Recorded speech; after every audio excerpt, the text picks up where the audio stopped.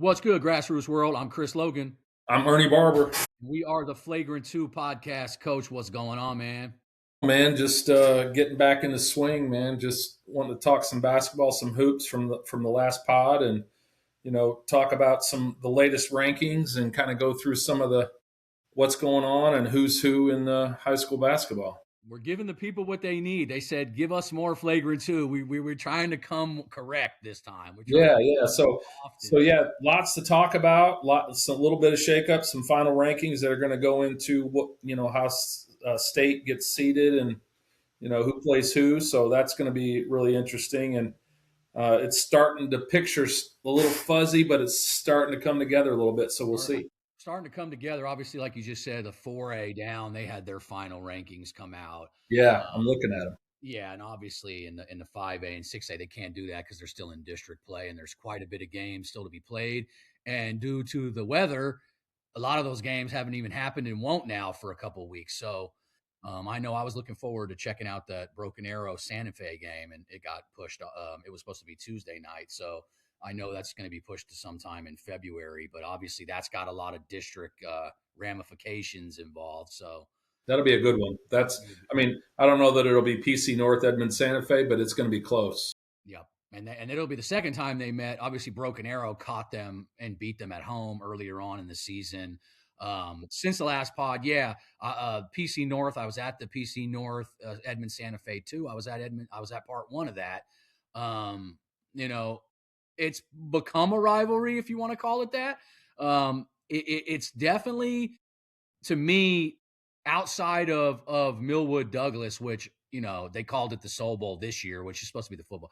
I don't know if I call it that because I mean that's for the football game, but that game is like that to me. It has been as long as I've been going to that Millwood Douglas game. It's been like that. So if I go outside of that game, and I know a lot of people talked about how great the atmosphere was for Millwood Booker T, but I've heard people that were at all of them and said that the PC North Santa Fe game was might have been right there or even a little bit crazier. Obviously, it got a little crazy in there afterward, but that happens with competitive rivalries and emotions are running. But people get a little upset and want to don't like the outcome. All is love, love and in basketball, but it was a great rivalry. It has become one, and being that both teams have some young guys, I look for that to be kind of the theme going forward, at least for the next 2 years, being that both those teams have quite a bit of 2028s that are really good for them. Some 2029s, a couple 27s. So they will graduate some pieces, both teams that are obviously been huge, and Nate Murthy with PC North, obviously. And then, you get into like Jojo Baba with Santa Fe. They'll lose those guys, but they remain. A lot of their core will stay. So I see that as a budding rivalry, and it was crazy in there. And I love great coaches for both teams too. Obviously Evans and the staff for both teams I think are pretty solid. DJ on the PC North side, both of them really, really good coaches, do things the right way. I could see that being, something to worth following, and like you said, they've got some young talent coming in over the next couple of years that'll just continue that. Yeah, and I mean, we talked about Player of the Year, and I think that then you have to get into like Coach of the Year. Now, I know that they're given out by different. It could be the Daily Oklahoman, it could be whatever the coaches associate. I don't know how many of them there are, and obviously Millwood would always be a part of that with how excellent that their play is. But I definitely think if one of the winners of 6A comes out to be one of those two, I would say Coach Terry Evans, Coach DJ Lemons are obviously in that mix for Coach of the Year. And should be, yeah. Because obviously in Edmond Santa Fe, they were not even ranked. What were they, 10 in the preseason poll? So they were at the very tail end of what we would consider, state qualifying, 10, 11, 12, somewhere in there. Yep. 9, 10, 11, 12, somewhere in there. Yeah. And you and I talked about them. We put them in our top 5, and I think obviously now they're squarely in the top 3 or 4 easily, if not top 2. So no question about that. I think that if you see kind of Coach Evans, obviously they had a transfer after Christmas Yep. break. But Yep. even prior to that, they were playing really well. Pretty much the same kids that were there for the last couple seasons. So that's when you're looking at it and going, there's a real change in the culture and change in what those guys are doing and who's playing and some of the confidence that's instilled in some of those guys and how great that they're playing, especially those younger guys. But obviously that transfer, Brian Hopgood, I thought to me the other night, he just, and we talked about it, he just gives them such a half court presence, Santa Fe, that they can get out and run, and they got a lot of length and versatility, but he's pretty much unstoppable when he's on the block. I mean, if it was me, I'd just be feeding him the ball about 10, 15 times in a row because I felt Yeah. like he could seal his guy off. He's such a big body, and once he's down there, there's really not many guys that can stop him. That's the one thing I think you just brought this up. And the one question I had was if you change the pace on them early in the season before they got him, I thought they play fast really, really well. But I didn't know and I didn't think that they couldn't. But my question was if you slow it down on them, you get into, a certain style of basketball, would they struggle?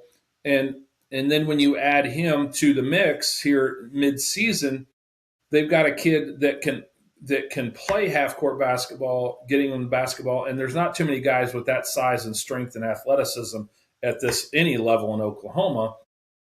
And then you have him on defense playing the middle and changing shots. That right there is a game changer. So they can go either direction. They can play fast or they can play slow. And to your point, either offensively or defensively, they're only going to get better the more he gets comfortable. And it's always difficult. And I'll throw this out there. I think PC North is certainly one of the best teams in the state. Yeah. But when you got a guy getting comfortable, and let's be honest, Santa Fe was dominating that game early. Or not? Yeah, Santa Fe was dominating that game early. Was up most of that game until late in that game. Yeah. If they continue to make some adjustments, which I know Coach Evans will do, not that DJ will not, but I'm just saying to beat a team 3 times in a season, if they both do what they're there to do and they take care of business and get to state tournament, which they both will, and then play each other in the finals, which very well could happen. I don't know because They're in the same district though, so I'm not sure how that will all work yes, I out in think the end. They may have to play in like the semifinals before they maybe get to so. the But finals. what I'm getting at is it's going to be very difficult wherever they meet. And if it's the semifinals, I would love to see it in the finals. But if it's in the semifinals, it's very difficult to beat the same team 3 times in a year. And with a kid like him developing and getting better and getting used to what Coach Evan wants to do, man, that'd be hard to bet against him. I just I agree with all that. I think that I would pay big money, like I said a few years back when I said I'd pay big money to watch Weatherford Douglas. I would oh, pay big money to see that match oh yeah, because Weatherford Douglas was to me in the last 10 plus years, it was to me the best matchup as far as the in state at the finals with the way that the crowd was and all that. Because a lot of times it depends. Now, that venue being the big house, and now it's got the new one, we'll see how that goes. But when it's at Lloyd Noble, it's a little different. So it just depends the venue. But I have been to so many games over a 20-year span or whatever since I've been here that to me, that was in my top 2, 3 games of all time was that Weatherford Douglas. I think Santa Fe and PC North, if that could happen in the finals, and I don't know that yeah, it will because I yeah. don't know that they're going to match up like that, No, no. being that they're in the same district. I think Well, it could, it has, and being that those are both 2 Oklahoma City based teams, that could be crazy yeah. in there if we can get that for the Yeah, championship. it would be fun to see. I know that, and after seeing the action and all the talk about those teams, and then throwing Millwood in there in terms of who's the best team in Oklahoma, and there's some other teams you could throw in there too that are really really competitive. But watching those 2 play and getting the results of where it's a back and forth battle and nobody can really kind of really separate from the other one, and it comes down to the end is, I mean, those are fantastic basketball games. I agree with you on Weatherford Douglas. Before Weatherford Douglas, it was Heritage Hall and Kingfisher. Yeah, Obviously that's the with other rivalry. Trey there, and then Kingfisher had that kind of run with their guys Stone and Bijan. Bijan. I mean, had some really good players, Division One basketball players. So we've had some really good, rivalries in the last handful of years. 8, 10 years or whatever it's been now. But Yeah. it'd be nice to find a new one. And these two have all the makings of it. And both of the outcomes of both of those games were just nail biters. So Yeah. And I think that that's what it is that typically if we can get teams matched up more than once, that creates a rivalry. yes, Obviously, in some of the other classes, we're going to have some new. There's going to be maybe a team that's been there a bunch of times when we start talking about some of these other classes. But I think there's absolutely going to be some new blood in there in the finals in most every other class. so I think let's you're going to have one team that's definitely been there, and then I think you're going to have one that maybe has never even been close, at least anytime soon. So it will be kind of So different. with that, let's start talking about that. Where do you want to start? What class do you want to start with, and we can kind of start having those conversations. Obviously, I think we kind of jumped into. We talked about 6A already, so I think we've kind of nailed, and we did it on our prior pod. We even talked about the contenders, the teams right below those guys. I think when we got into 5A, we talked about Booker T. I think a team that we didn't really have too much because we were running up against the time. We didn't bring up Newcastle. I think Newcastle is a team that has a lot of talent, especially in that starting lineup. I think they've got some versatility and some stuff that they could do to make a long run. We obviously, said it was going to be Booker T as the heavy favorite in 5A. So, I there's a number of teams. Tulsa Memorial could be in that mix. We didn't even bring them up the last time. I think that they've got they always have a great team. They've got a couple kids I really like, and Jarius Basel, the 2028 guard. I think he's a stud. I think he's got a real chance. Isaiah Garrett, senior there, forward, Fabian Harris. They've got some guys that have been there and done that. So He's a good player. I kind of like them when it gets to playoff time. But obviously, I'm not picking against Booker T if I had to bet my house on it. No, I would. I don't think I would either. I think Class and SAS is another team that's probably worth consideration. I watched Class and play Newcastle at Newcastle and get the win. Um, yeah, so I mean they're a good team. I mean, if we're going to talk about Newcastle, I think we have to be respectful of that, and I think that they're definitely worth talking about. I would just say that Newcastle's loaded with talent. It's just getting it all those pieces and playing together because obviously a lot of them have come from outside of Newcastle and have rotated themselves into Newcastle. Yeah. So I think it's really coming down to guys getting. What I watched is guys getting into their roles and really kind of being confident and Yeah. playing with confidence. I think there's still some question marks and feeling out and some of that. I think some of that happens the first half of the season. You hope now going down to into state time that guys are starting to really start separating themselves and then they start feeling comfortable and buying into their roles and guys winning basketball games. But that was a game. SAS played Newcastle at Newcastle. It was kind of a back and forth. SAS made a run right before halftime and went up double digits. Newcastle comes back and I want to say they either tied or got within two, and then it started. You started this grinding basketball game, and then just turnovers and some poor decisions and bad shots, And basically. I was just going to say, and obviously, Class and SAS has a couple guys that I think are really under the radar. And maybe none other. Dalen Williamson to me is right there, a 6'4" guard. Had a great season on the EYBL last summer. Good player. He's a His really good debut. player. Yeah, I mean, I know he set. I know it was his record for threes. I think he broke the school record. I think he made 9 3-pointers just last week. So I just don't think enough is said about that kid. I think he's got a chance. And then obviously Pearson. You might Again. Van Lanningham. Yeah, I think he's kind of blown up on the scene this season. I think It's a double nightmare. I mean, the kid's. I mean, he can score. He can actually step out and shoot a three. He doesn't focus on that, but he can shoot a mid range. Defensively, he can rim run. He can get out in transition well. He plays good defense, good length. I mean, to me, I think he's a kid that I think is NCAA bound, maybe out of high school. If he has a really good spring and summer, which I anticipate he probably will. Yeah. He's a kid that's gonna he'll either go to a JUCO and go Division One if he plays well for 2 years, Yeah. or he'll come out of high school. I don't know. He'll either have maybe some low level D1s and Division Two opportunities. And I think Dalen has that same kind of outlook. I think he's got a possibility of doing something similar to that too, because he's got great positional size. He's a good player. I think that I agree. They both have a chance, and maybe and we talk about everybody may have to go the long route anymore. It's not like that's looked down upon, like you're not as good of a player. I just think that that's part of the process now. I think both those guys. But with that said, if we're talking two fringe Division I guys, that usually means your team is going to be extremely dangerous in high school. Oh yeah. You can beat anybody if you got guys like that are playing well. I mean, you look at Newcastle. You got T.J. Williamson. I mean, he's going JUCO. He's another kid that's going to end up at the Division I level if he develops, which I know he will. Yep.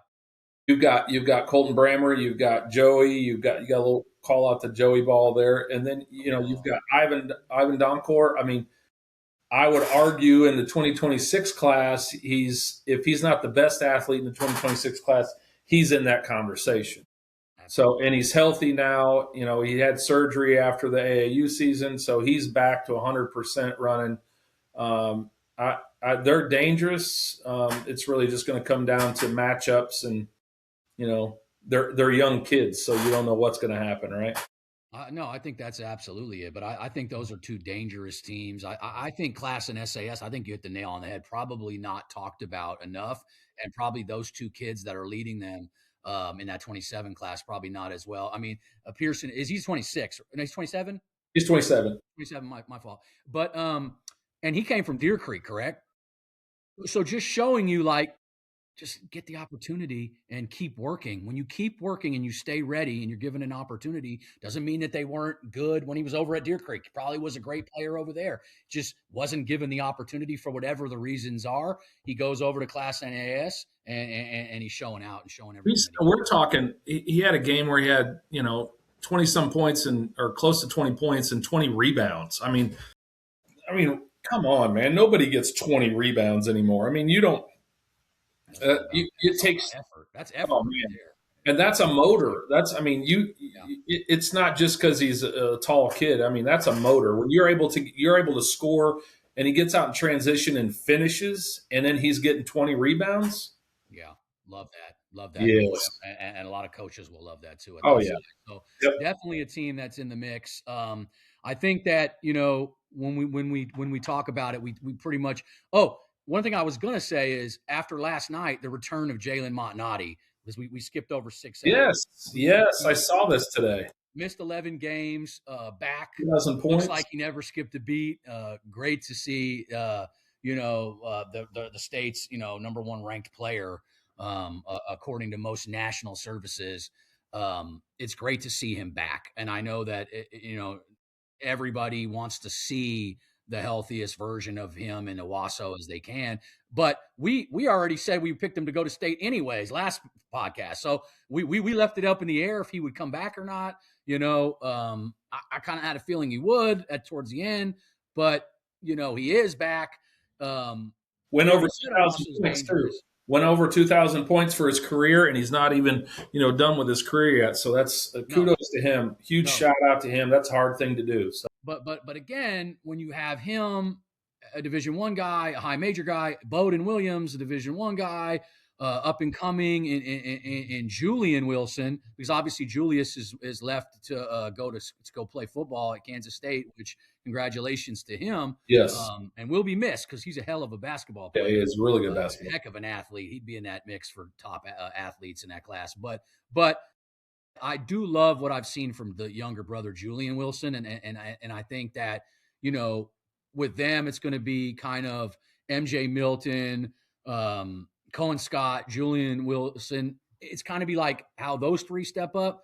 because I think you're going to get the best version of Bowden Williams and the best version of Jalen Montnati when it comes playoff time. You're going to see that they've been there and done that, and they're absolutely a dangerous team. So I just wanted, before we moved on, they're in that mix. I mean, they were in the mix in state, but with Jalen, to me, they're in the mix to win the whole thing. So we cannot forget and move on to say that we said the top 5 teams, they're in that mix. Oh yeah, right now, and they need to be talked about. Anytime you have a player of his caliber and those guys on that team, you're gonna be in the mix to win. Yeah. Like what happened last year, it doesn't matter. Whoever gets in and can play at a certain level can get hot. Yeah, you're dangerous. Yep, and then I think, there's just that added, like, if you're Jalen, like, people pick the players of the year. They didn't, obviously he's injured, so you know that's going to come into an account. Chip on his shoulder. Yeah, but that's what I'm saying. I see the chip on the shoulder, not like they needed it much more, because after losing to Deer Creek last year, I'm pretty sure they already had one anyway. Yeah, that's true. They've got plenty of motivation. Knowing Coach Montnati and those guys, I'm pretty sure they had motivation. But now, if you're Jalen, you have some individual stuff that you want to prove. I'm still the man. And now you got to go out there and show it to everybody and try to go out there and win that second state championship, because, a lot of people still can't believe that they didn't win last year. I know it's kind of. I'm one of them. I thought they would have won it for sure, having Jax in the middle and then Jalen. Yeah, it was. So it just seemed like a natural thing. Before we moved on to the smaller classes, I just wanted to make sure that we talked about them, because I saw he came back last night. Glad to have Jalen back. It's always a great thing for the state when you have players of that level, guys that should be considered for the McDonald's All-American game. His missing 11 games, all that could play into stuff, just like it does in the NBA when they pick All-Star. All that stuff could come into play, but had a hell of a career. For sure. Player. Back-to-back Gatorade Player of the Year says enough about you. We know you can flat out play. So good to have him back. I know we looked at the 4A final rankings. Nothing too surprising in my opinion. Douglas, got 26 first place votes. Cassia Hall got 9 at number 2. Crossings Christian 6, and North Rock Creek 2. Fort Gibson got 1. I think that it's right there, possibly for a Douglas Crossings Christians rematch from last year. Obviously, when Crossings knocked them out, they shot lights out. If my memory serves me correctly, that was the game that the wind was picking up and the lights kept going in. That's exactly that game. The game, yeah. Yes. Somebody was pulling the Buffalo Wild Wings. They were pulling. Yeah. That won't happen this year. We got a new facility. I think everything's going to be in a much better situation. But yeah. I'm hoping to see. I'm hoping to go and check out the new big house and hopefully. And I've seen that some games will be at Lloyd Noble again this year. I don't know. I hadn't even looked far enough into it yet to see the schedule. I've been so busy. I haven't either. I was really hoping we could have but is it going to be like 5A and 6A at Lloyd Noble? And is it going to be everything that's going down? My guess is that, yes, but I don't know if all the championship games are back. It's over I want to say it's it's 3 weekends. Yeah, there's a different format. I don't know which levels, which classes are which, but it's a different format. Class A and B are going to be like the first weekend of March, and then it goes. Yeah, I saw some of the stuff preliminary, but I'm trying to remember without looking it up. Yeah, I need to go back. It's over. They've definitely extended this thing out, so I don't know why you couldn't have all the games in the same venue. It would be nice to. I will say that. I love being able to watch, game after game where they're all good matchups and you get to see players and just kind of take it all in and pay one price and spend as much time as you can there, right? Yeah, so, I like it all in one place, but I do know that it looks like some of the games will be moved to Lloyd Noble again. I have to look further into that and report back on that part of it, but it is what it is. I get it. They're trying to fit it all in. So obviously Douglas has had a great season. They're 10-5. We've talked about it. Most of their losses have come from out of state, teams that are probably national level teams. Obviously they have the loss to Millwood, but that's probably their only loss in state. So, they're right there. I would love to be able to see that. And this is the one thing I would say to that is I would love to be able to see them play Cassia Hall, Crossings, North Rock Creek, Fort Gibson, Yeah. other people in their class, and I know that they run a regional or national schedule. I'll call it probably more of a regional schedule, Yeah. but still getting out playing some these higher level teams that Yeah. in different tournaments. Which I you get the idea. The whole point is to prepare their guys against the best talent they can. But it would be really cool to see them play some of these top teams in Oklahoma. And I come back to this, and I think this for any class, it doesn't matter. We're just talking about it and just happen to be talking about 4A. Is I would always like to see if you're going to be traveling outside of states, out of our state. I Yeah. would like I would like to see you beat the best teams in our state. Yeah. I think that would be a good indicator of, hey, and not to say, I mean, I'm not, any coach can go, and I think if you can and you have the relationships to set those things up and travel and do that by all means, I think you're helping your players and your team. But it would be really cool to see you play some of the best teams in your class prior Mhm. to the state tournament, Yeah. just to see how, hey, how do we stack up? I mean, yes, are they one of the best teams? No doubt, no doubt. Top four team, period, doesn't matter. But I would love to be able to see them play Hall Crossings in North Rock Creek or even Fort Gibson prior Yeah. to getting to the state tournament, just to see how do these teams match up and who's who in the class.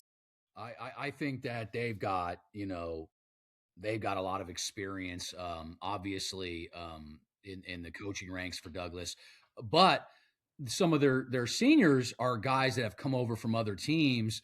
Obviously, Jamel Morris, they were really successful at Crooked Oak last year, so Mm-hmm. he's tasted the state tournament. Obviously, Zio coming from John Marshall, like they got some guys that are their primetime guys, and then guys like we've talked about before, Monty House, some guys that have had some experience.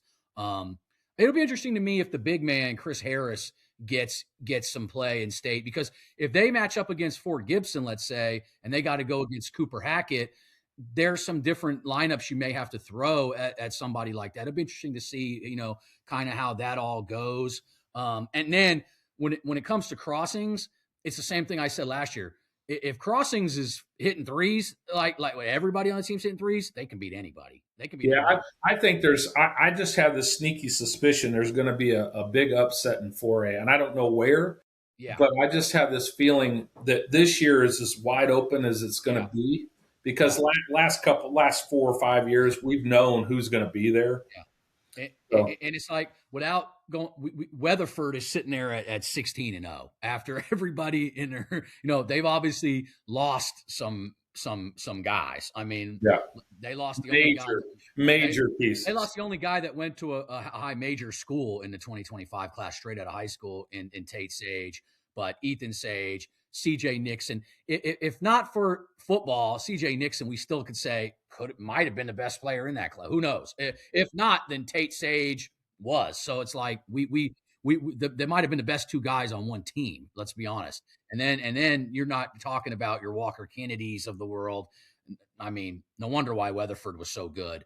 But with that said, um, you know, they could mess around and upset somebody. So you just don't. It's matchup based. It depends on obviously their schedule has probably not been as tough as some of these other teams. So I mean, but you beat who they put in front of you. You play who you put in front of you. It's just like basketball. So it'll be interesting. I kind of like Ada, Kingfisher. I kind of like those teams as far as an upset. I feel like somebody's going to get like, which, more to what you just said. I kind of like some of those guys on those teams and kind of what they do. And I think they might catch somebody. So No, we'll I see. agree with you. I just think it's going to be exciting this year to go to the first round in state tournament, because you're going to get some interesting matchups and you're going to see something that you did not expect. It's going to happen. I don't know which, but it's going to happen in one or two of the classes. Yep. And then looking at 3A, obviously Millwood, 50 first place votes, Roland won.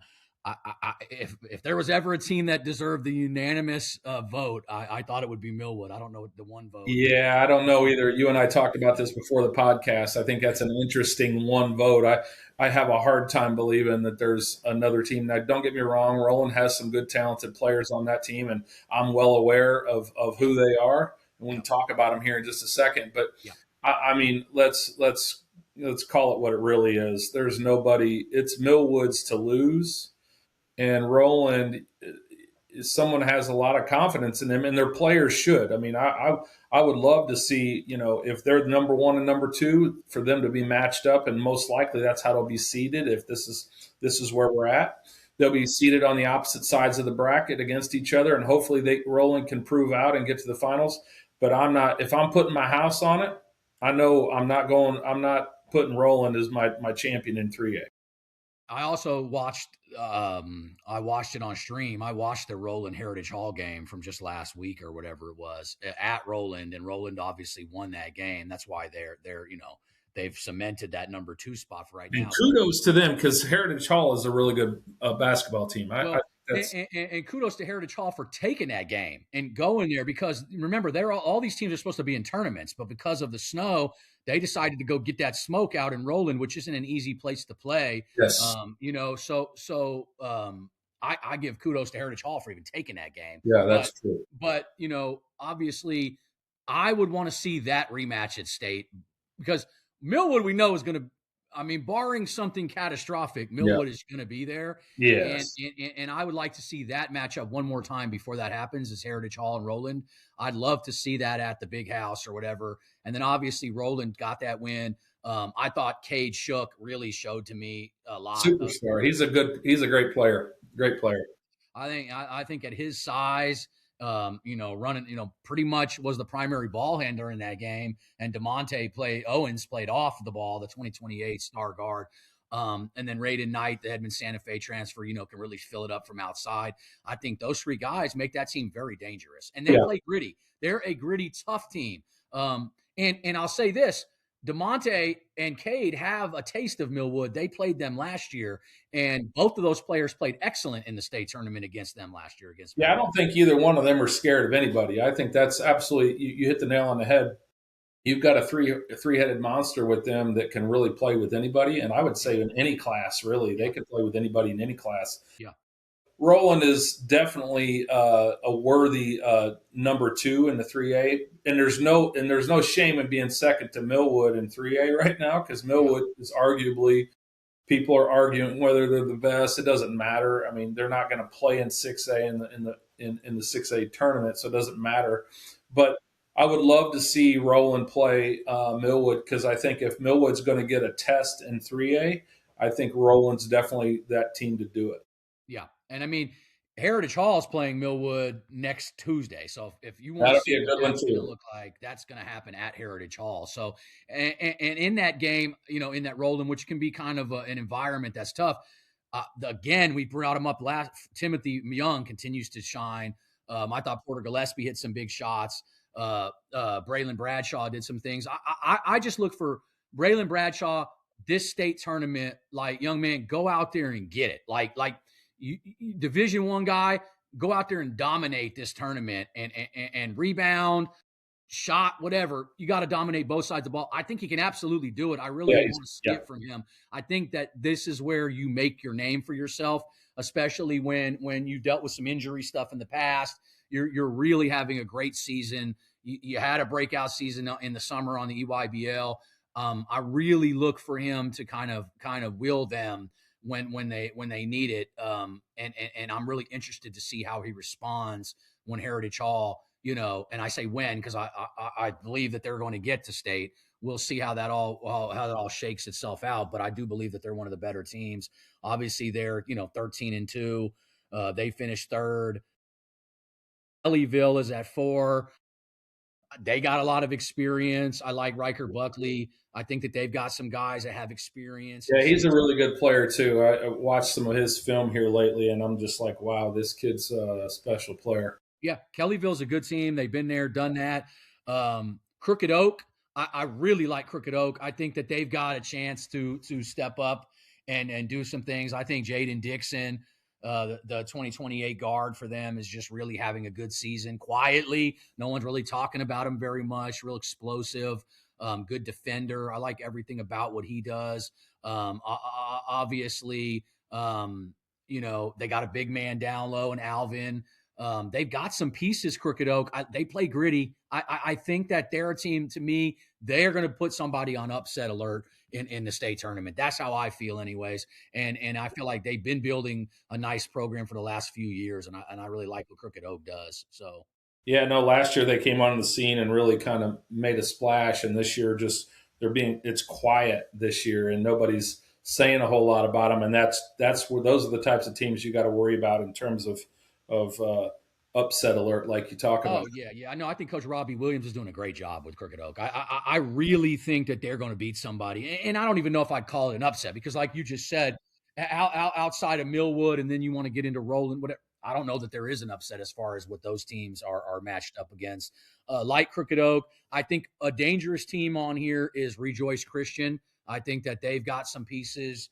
Kami and Compton Nero could be in the top mix of top dual sport kids that we talk about when we talk about your Gabriel Osborne's at Mustang. Yeah, There's a plethora of guys in Oklahoma that can do both. I mean, one thing about Oklahoma is people can hate on the talent. They can we have some two sport kids that are unbelievable. I mean, we're talking national level guys on the football. yep. Cooper Football, we're Hackett, not short of talent in football in Oklahoma. no, and they're good basketball players too. I Yes, they mean, are. these guys we're talking about could not, I don't know about easily, but they could definitely play at the Division I level. When we talked about Cooper Hackett last time, we're talking about a top 5 kid in the whole country. And then you get into Gabe Osborne. This is how good Gabe Osborne is in football. In basketball games, he has Texas, Alabama, Ohio State are in the crowd for their football coaches at the basketball game. That's when you know you're really good. When they come to watch you play a sport that's not even your main sport, you know you're something special. So I think that we were talking about kids like that, but I think Kamian is in that mix as far as a kid that can really flat out do both. And then they got a freshman big man, Noah Mendez, 6'8", 6'9", that's got a lot of tools. I think if we're talking about production in that 2029 class and we put Timothy Young at number 1 based off his production right now, Noah Mendez is right there. I mean, as far as what he's doing on a night in, night basis for his team, a lot of stuff to like with that kid. I really like them, obviously. And then you got Chandler right behind them. I think Chandler's got a chance to upset some teams. They were in the state tournament last year, won a Yep. game or two in that too. So Yep. I think there's a lot of Jordan Denson and the guys like that. I think they've got a chance to be pretty good. Experience matters. Yes, it does. But that's why it's Millwood has a lot of it. Yeah, they've got quite a bit of it. I mean, you look in the last 5 years, it's Millwood's been a juggernaut, and this year's not going to be any different. I'm interested to see how this is all going to play out. Who plays in the finals? I think that's the game I'm really excited about to see. It might be the biggest upset in however many years if Millwood doesn't win. And that's we can put the pressure on them, and that's the way they want it. But I mean, you could say that if they were not to win the state tournament, it would be one of the bigger upsets in recent memory. I don't think there's any doubt about it. I think with everybody talking, hyping them up as being the best team in the state, it's either them or PC North, or there may be a couple others that are maybe 1B in that conversation, but those two are the primaries that everybody's talking about after the Santa Fe Putnam City North game. I think that you put a big target on your back, and they don't mind that. They're that good of a team. I wouldn't shy away from it when you've got the players that they've got on the team. So it's going to be exciting. It'll be fun. I'm anxious to see this Heritage Hall, Millwood matchup next week will be really, really interesting. Hopefully Heritage Hall plays well and plays up to it. Everybody's going to give Millwood their best shot. Everybody's going to. So that's barring weather, Millwood and Douglas too. Millwood and Douglas play again on Saturday. If the weather, I hear their weather might be kind of bad again. So who knows anymore with the weather in Oklahoma? We can't. It is Oklahoma, right? Tulsa might manage to get some games off yesterday. Oklahoma City, I don't know that there's any games going on. So I'm guessing Friday might be the first chance. Yeah, I would imagine probably at the end of this week we'll start seeing some games again. Because I mean, for the most part, through yesterday, everybody was shut down. But I think moving now, I think everything's starting to kind of normal. But teams will have some open dates, you would believe, because there's going to have to be some makeup games from those tournaments. So it'll be interesting to see who schedules who, if there's even enough time, or they just don't play those games.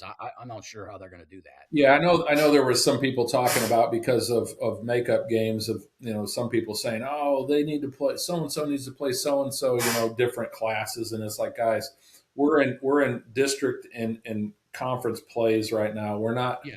we're not matching up teams No, from if they can just they have to just get through their district games first. I mean, correct. they have to finish that schedule. I think that's their priority. I don't think anything And it else. should be. I mean, look, if you got extra this or that, or makeup of this or that, you're not playing somebody else for some, hey, who's the best in the state? That's not what that's. No, I mean, obviously, I said, what was it, 2 weeks ago or whatever, but I wanted to see the winner of that PC North Santa Fe game play Millwood.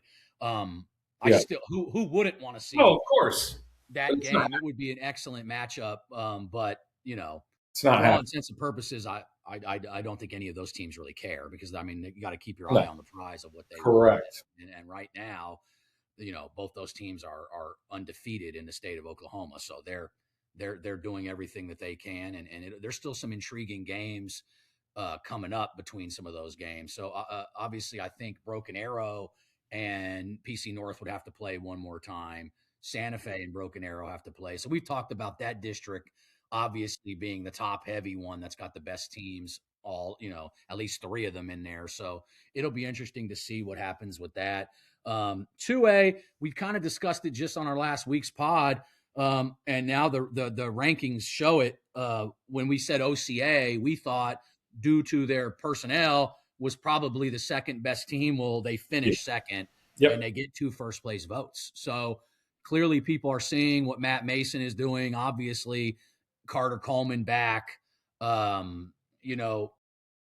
They've got the pieces. If anyone's going to beat Dale, they're probably the team that can do it. Will that happen? That will be remain to be seen. I learned a lesson a long time ago. I don't really ever pick against Dale anymore, because if you do, you get burnt. So Yep. because they show up and play when it matters. And obviously they've got a couple losses this season against Mustang at the Mustang Holiday Classic, Millwood. But you're talking about two of the better teams. Mustang could look like the best team, any given day. Yeah. I'm very intrigued to still see how they finish in 6A. I think when it's all said and done, they're going to be somebody in that 6A that can upset somebody. But back to 2A, I really look at it like a two horse race between those. But we talked about Wewoka. I think Wewoka is coming. I think Wewoka could be the team to beat next season. I think that preseason wise, they might be I think number you're 1 right. or 2. I've talked about their 2028 guys, and we talked about them last time, and Bill Stevens and Ladarius Wood. They got some guys. Like they're going to be very good. So I And think could they upset some people early in the first round at the state tournament if they get in, which I think they're definitely in good position to be that. yeah. That's going to be a question of who do they get in the first round, and that may be a team. OCA beat them early on in the season. I will say this: I think that Wewoka is playing a lot better right now. So I think that and obviously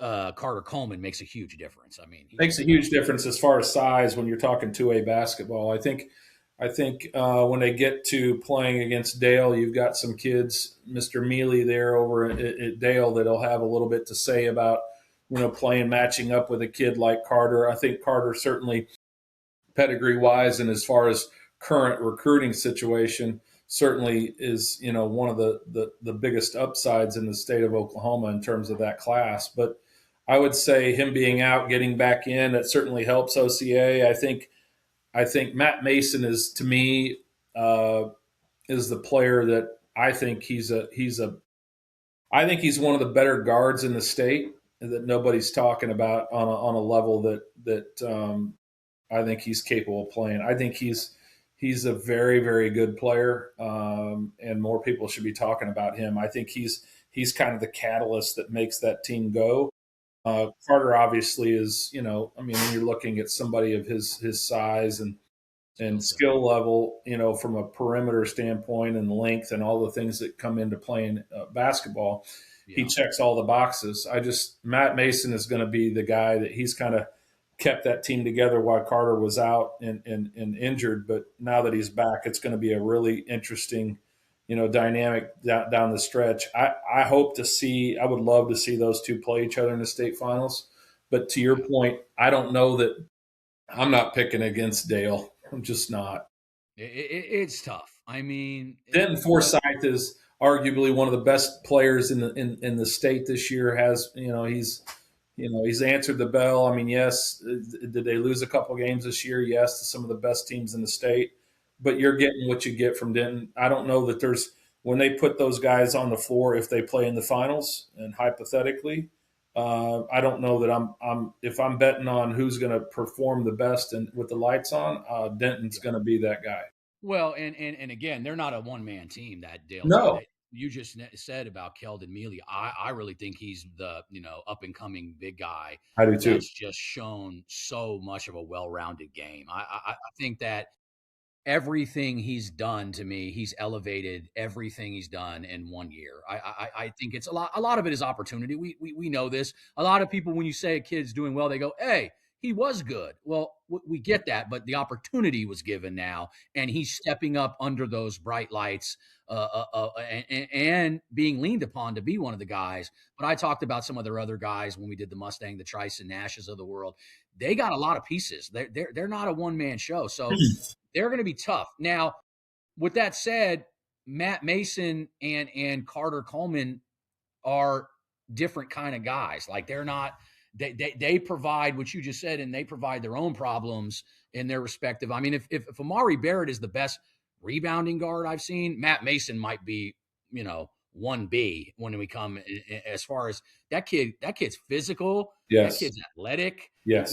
I mean, they're Matt Mason is whatever we want to say. He's undervalued because everything he does is at a high level. And Yeah, I mean, his film. You watch his film. You watch, obviously, we always see highlights and stuff on social media, which is great. But you watch film on him. He's a kid that NCAA coaches out of high school are going to have interest in him. I think he's got good positional size. He's strong. He's athletic.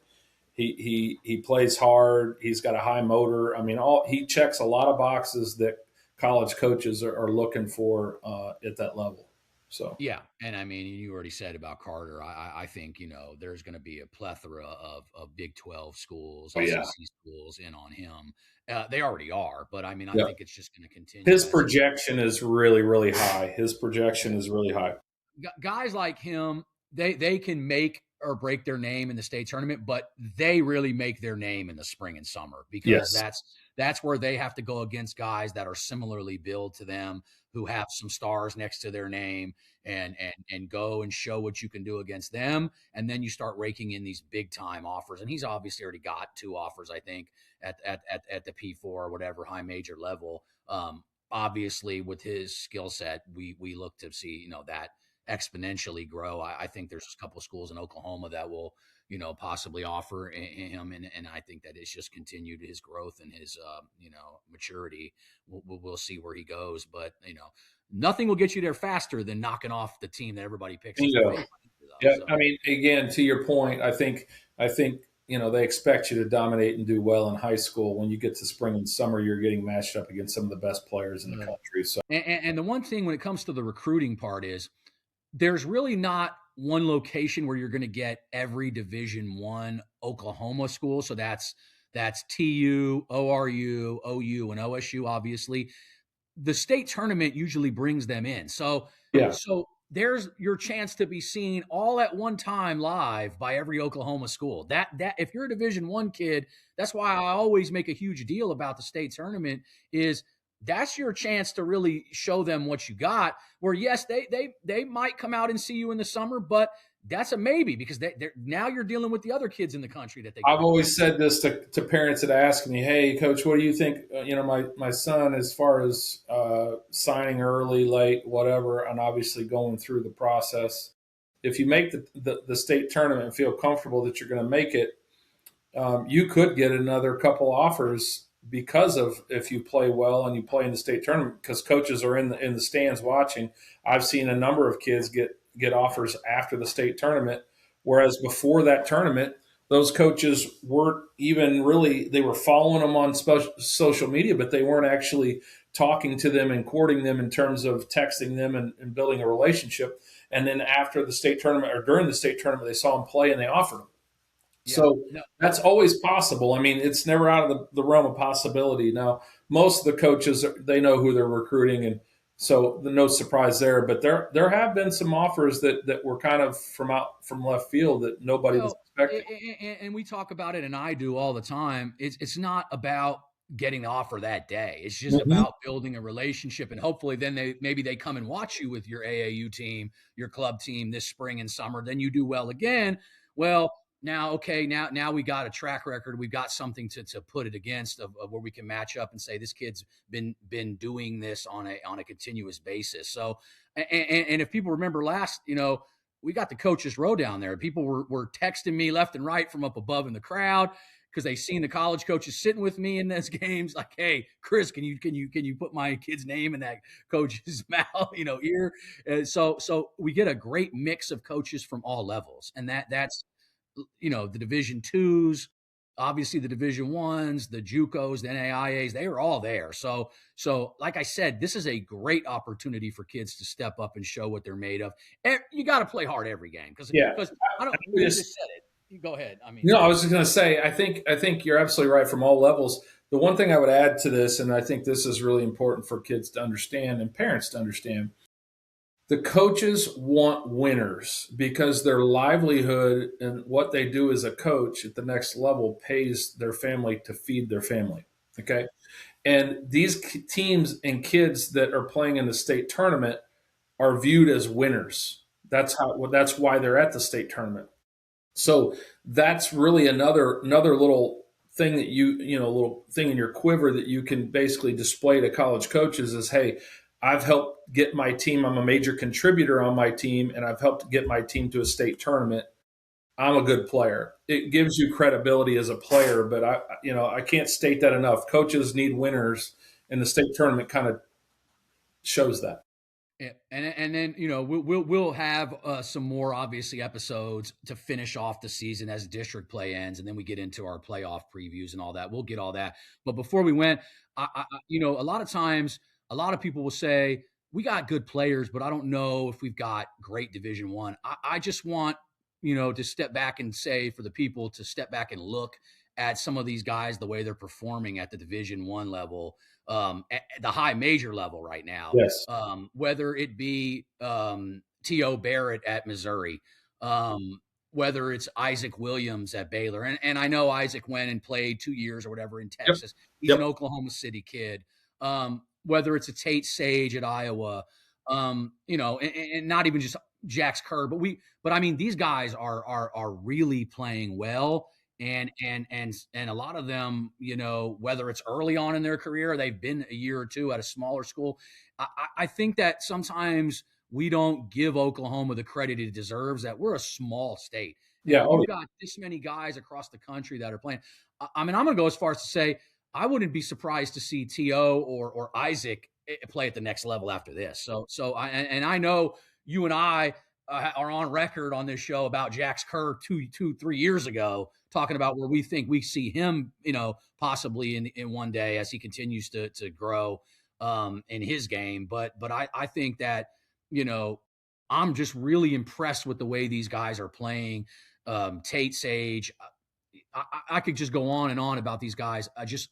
I think that some of them are just getting their opportunities to play. Whether it was To getting his first start, I've always talked about how great To Barrett is.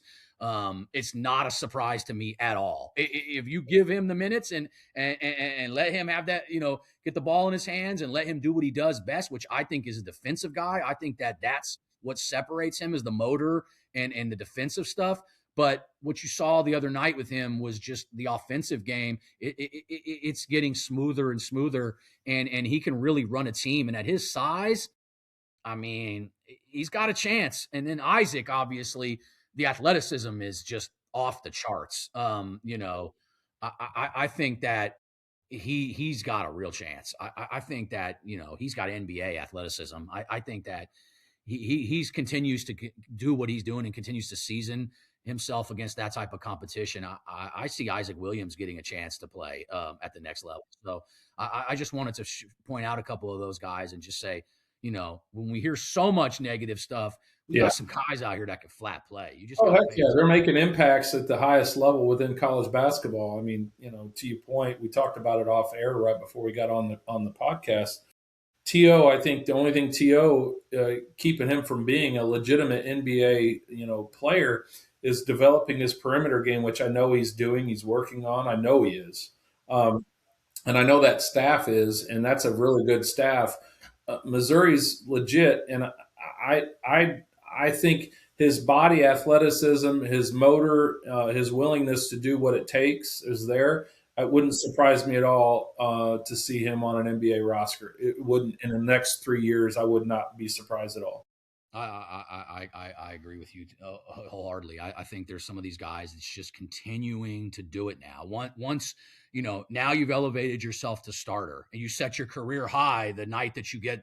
It's not coincidentally that you got the minutes and you had the ball in your hand and you got to do all that. That's just the way it goes.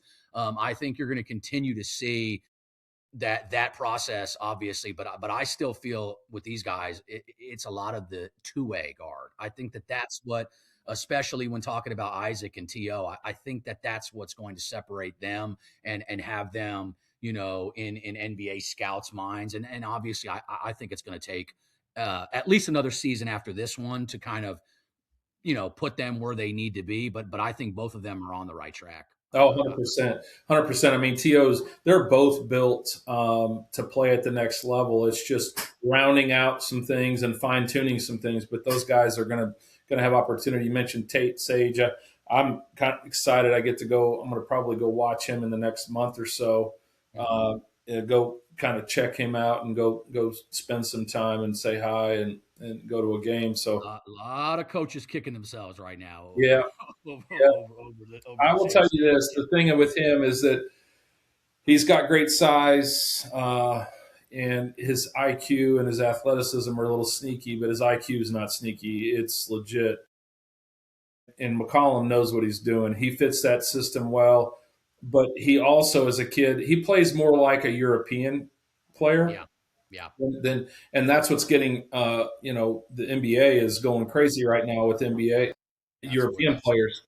And he fits that European mold. He can shoot. He's got great skill set. He's high IQ. He's not selfish. He can defend. And now the thing that I think has really separated him and me talking back and forth with him, I think that his conditioning is like peak now. He's in great shape. Yeah. And he can go all game long, and he's not going to get tired. He's in phenomenal shape. So both of the Sage twins are fantastic basketball players, but Tate really has taken himself to the next level. And I think the difference was his skill set was always there, but he needed to get that D1 body going, and he's got it now. And I think he's only going to get better, and he's going to be a guy that could very well play at the next level too. It's an exciting. He's what, 6'7.5", almost 6'8". Yeah, I mean, they're without their shoes on, they were legit 6'7", 6 or over 6'7". So, and heck, he may have grown an inch. I don't know. I'll know when I see him. But yeah. But I agree. The play style, I mean, the things that you would even see at Weatherford, the moving without the basketball between the two of them, they would run that backdoor play, and it was almost like we did the same thing. We did the same thing. That baseline backdoor, those guys know how to set that up, and both of them. Ethan does it to a T too. Those guys, we won basketball games just because of their IQ and understanding the options within the play. And the sets, it was fun to watch and fun to coach. Yeah, I mean, and that European, they're essentially big guards. I mean, that's their play style. They make plays without having to. And tough as nails. These guys, the twins are tough as nails, both of them. I mean, they're mentally tough. You can't shake them. That does not matter what you do. They're gonna come. And what you said with the conditioning, both of them, even in high school, to me, are big dudes. They're not like 6'7" and skinny, scrawny No, guys. They have big strong. frames, big Yeah. shoulders. These guys are legit guys. I think Ethan Sage, obviously he's in season right now. I think opportunities will be coming for him. I think he's a heck of a player. I think he deserves that. So I mean, whatever he wants to do, but I mean, he absolutely deserves looks at whatever level ahead of him. So obviously, if you're not subscribed to the Flagrant 2, subscribe to us on YouTube. Get those numbers up. Yeah, Like and check it out. subscribe. You It's see at the here. bottom. I don't want to point anymore because sometimes when we put this out, it switches me to the other box. So, Yeah, there you so go. it's right there. Like and subscribe. If it don't aim there, it's meant to be there. So, like and subscribe to our YouTube. Follow us on Instagram. Follow us on X, Twitter. If you're not following Coach Ernie Barber, you should be. Definitely is one of the better basketball minds that I deal with on a day-to-day basis, but really has done an excellent job in the state of Oklahoma of developing guys, sending them on to college, knows what it takes, a great reputation. So if you're not following him, follow him on all the platforms. If you're not following me, you should be. Great I content. don't know what you're doing if I you're think it's not. great content. Now, it's not content creation, even though I do some of that because we got to get into that talk. But I love it all. I think anything that people are doing to advance the game of basketball is a great thing. We all have our lanes in this, whether it be a videographer, a journalist, reporter, scout, whatever. If it helps and it advances the game, then more power to it. I got to meet a young man the other day at the PC North game. Came up to me, said, "You did my first write up." It's kind of, he's like, "You kind of inspired me, OkieBall, to do what you do." But I really look forward to covering the game. Is there any tips? And I talked to him, about some things that, just being yourself and just continuing to work hard. But it's cool to see that. I mean, it's cool that when your playing days are over and you want to remain in the game, you got to find out what it is that's your niche, whether that's coaching, training, becoming a scout. Although I'll say that that's not for the faint of heart, as well as not as coaching is. But I mean, it's about the fulfillment of helping guys and helping kids and get to the next level. But it's all something that advances the game. And I say kudos to everybody that's out there doing that. Everybody, including people that think that they're your rival or my whatever. I don't care. You're doing a great job. Keep doing it. Oklahoma, we love you. We're out. Peace.